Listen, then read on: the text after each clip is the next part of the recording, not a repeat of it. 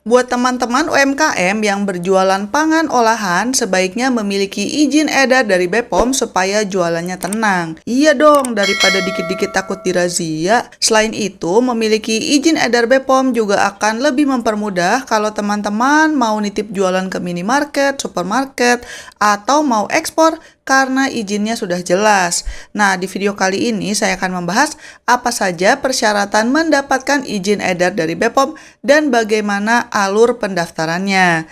Tapi sebelum kita membahas lebih lanjut, pertama-tama mungkin kita bahas dulu ya, apa sih BPOM? BPOM ini adalah singkatan dari Badan Pengawas Obat dan Makanan. Ini adalah badan yang berwenang mengawasi peredaran produk obat-obatan dan juga makanan di Indonesia. Tujuannya adalah untuk melindungi keamanan, keselamatan, dan juga kesehatan konsumen. Makanya, sertifikat izin edar BPOM ini menjadi elemen penting yang akan menjamin kualitas produk. Ini bisa meningkatkan daya saing produk kalian di pasaran karena akan menunjukkan bahwa Anda jualannya serius dan bukan berjualan barang abal-abal. Kalau makanan atau minuman yang Anda jual itu adalah pangan olahan yang bisa bertahan lebih dari 7 hari, maka secara umum sebaiknya Anda mengurus izin edar BPOM atau minimal izin PIRT atau produksi pangan industri rumah tangga. Baik izin edar BPOM maupun PIRT berlaku selama 5 tahun untuk produk makanan atau minuman dan bisa diperpanjang 6 bulan sebelum habis masa berlakunya. Oke, jadi apa nih syaratnya untuk daftar izin edar BPOM?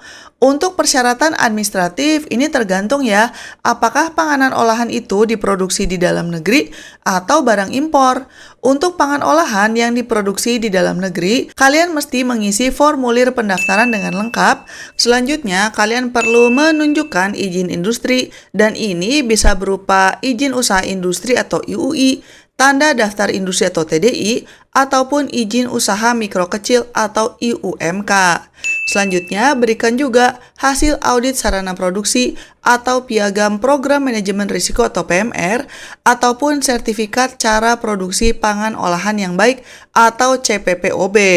Kalau kalian bukan merupakan pemilik usaha tersebut, maka kalian juga perlu memberikan surat kuasa untuk melakukan pendaftaran pangan olahan. Selanjutnya, untuk pangan olahan yang sifatnya barang impor, kalian perlu menunjukkan surat izin usaha perdagangan atau SIUP, ataupun angka pengenal impor atau API.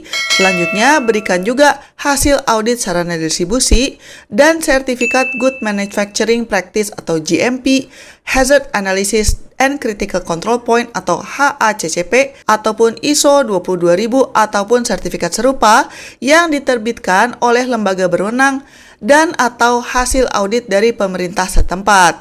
Selanjutnya, kalian juga perlu menunjukkan surat penunjukan dari perusahaan asal di luar negeri dan sertifikat kesehatan atau sertifikat bebas jual. Sekali lagi, kalau kalian bukan pemilik usahanya, maka kalian perlu memberikan surat kuasa. Kemudian, untuk persyaratan teknis pendaftaran pangan olahan, Anda perlu menyediakan komposisi atau daftar bahan yang digunakan termasuk keterangan asal bahan baku tertentu. Kemudian, sediakan juga dokumentasi tentang proses produksi ataupun sertifikat GMP, HACCP, ISO 22000 ataupun sertifikat serupa yang diterbitkan oleh pemerintah setempat. Kemudian berikan juga informasi tentang masa simpan, kode produksi, rancangan label, dan juga hasil uji produk analisis. Sebagai catatan, pihak BPOM bisa saja meminta dokumen pendukung lain, misalnya aja sertifikat merek, sertifikat produk penggunaan tanda SNI, keterangan tentang pangan produk rekayasa genetik, kalau bahan bakunya adalah kentang, kedelai, jagung, dan tomat, kemudian juga sertifikat organik kalau kalian mencantumkan logo organik, keterangan iradiasi pangan kalau kalian memprosesnya dengan proses iradiasi, sertifikat halal kalau kalian mencantumkan logo halal, dan juga nomor kontrol veteriner atau NKV untuk RPH alias rumah pemotongan hewan dan data-data lainnya. By the way, untuk semua dokumen, kalian perlu menyiapkan 2 rangkap ya, 1 asli dan 1 fotokopi. Oke, kalau kalian sudah siap dengan semua dokumen yang dibutuhkan, gimana nih cara daftarnya? Ini alur pendaftarannya. Pertama, lakukan registrasi online melalui situs resminya BPOM Ini silakan linknya Mimin taruh di deskripsi ya. Kemudian isi form registrasi perusahaan dengan mengisi dan mengupload data, dokumen-dokumen milik usaha, serta melampirkan dokumen pendukung lainnya yang diminta oleh pihak BPOM. Selanjutnya, tunggu evaluasi dan verifikasi dari petugas. Setelahnya, pendaftar akan mendapatkan email dari BPOM yang berisi user ID dan password untuk mengakses situs BPOM. Kemudian silakan kalian login dengan menggunakan user ID dan password tersebut. Masukkan data dan unggah dokumen pendukung yang diminta, kemudian tekan proses. Tunggu penerbitan surat perintah bayar, dan setelah terbit kalian silakan bayar sesuai dengan jumlah yang disebutkan di surat perintah bayar. Tunggu evaluasi, verifikasi, dan validasi dari petugas BPOM. Kalau semuanya lancar, abis gitu izin edar kalian akan keluar. Kalau data dianggap valid, pendaftar akan mendapatkan nomor izin edar secara elektronik.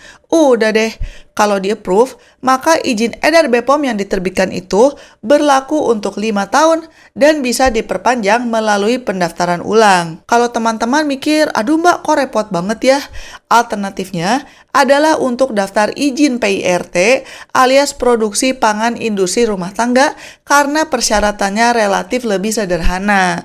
Kalau teman-teman mau tahu gimana caranya mengurus izin PIRT, silakan klik link di deskripsi karena pernah saya bahas di video yang terpisah. Jangan lupa untuk like dan subscribe dan selamat mencari uang tambahan. Bye-bye.